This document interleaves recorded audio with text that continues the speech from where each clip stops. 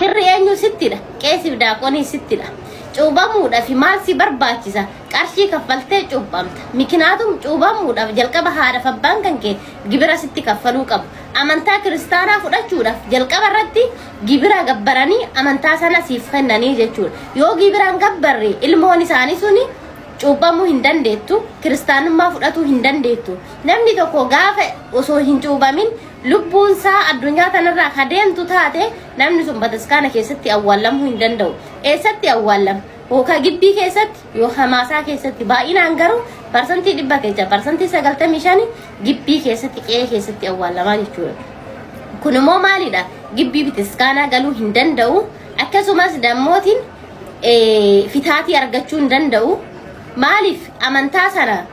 hin fudhanne waan ta'eef amantaa maaliiti amantaa irratti dhalatame osoo hin taane amantaa cuubadhaan namaaf kennamtee jechuudha alhamdulillahi rabbil alamin islaamummaa immoo amantaa ilmi namaa kamiyyuu jalqaba irratti dhalateedha ilmi namaa kamiyyuu jechuudha kan nutillee irratti dhalanne bakka banii aadam guutuun kan irratti dhalate kan rabbii siif kennu xiqqaa guddaa hiyyeessaa dureessa sinigalee fayyadhabaafillee ka fayyaa qabuufillee walqixa kan ta'e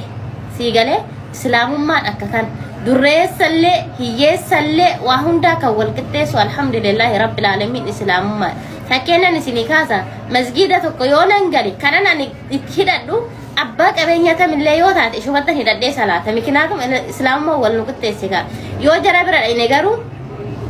waan nyaata ka zaattiin qophaa'u san keessatti waan foon qabdu keessummaa yookaan ammoo warroota qabeenya qabuuf kennama tiraafiin jalaa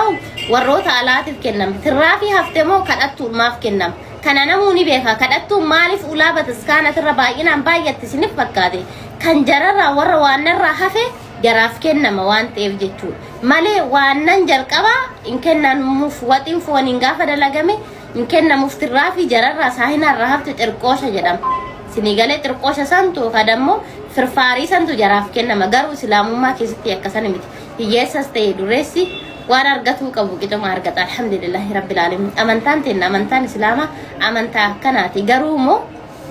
waan hubattan keessatti islaamummaan ila namaan hin madaallamtu nama sillaalina sheekha sillaalina wanti sillaaluu qabda yoo jiraate quraana rabbii karaa nabi muhammad sallallahu alaihi wasallam ittiin dhufe karaa san qabachuu islaama ta'ee namni laa ilaaha illallah ta'e jedheetini munaafiqni illee numa jira islaamummaa kana nama kalee itti dhufe siyaa ta'u nama duraan keessa ture siyaa ta'u nama itti dalagate qofatu jannata ittiin argata mikinaatu amantaan tun amantaa haqaati kan rabbiin nuuf kenne malee kan namni nuuf kenne miti wanti isheen barbaaddu nama duraan hanga abbaa torbaa islaamummaa himate siyaa ta'u nama har'a islaamummaatti dhufe siyaa ta'u hundaaf qixaa kan itti dalageetu warra jannataa ta'a fakkeenya namoonni islaamummaatti dhuftanillee musliimtota hin laalina shamarran dammoo islaamummaatti dhuftanillee namni keessan nama islaamummaatti dhufe jedhanii keessan gariin rabbiif jecha ofitti isin qabee isin barsiisuuf gariin dammoo ofiifuu kan ittiin dagalaa gannetu isin dogongorsiisuuf daftanii kaattanii waan hin taanetti hin galina irraaf qoxxamaa waa hedduurraa jalqaba irratti islaamummaan tun wanti isheen itti haajamtu yoo jiraate barumsa yoo barumsa qabaatte yoo gatteettee baratte yoo gatteettetiin qaraate jalqaba irratti rabbii keetiif ni gabbartaan jecha isaanii dheegdaa karaa isaanii qabattaanii deemta jireenya keenuu uuffatta haraamaaf halaala addaan baafatta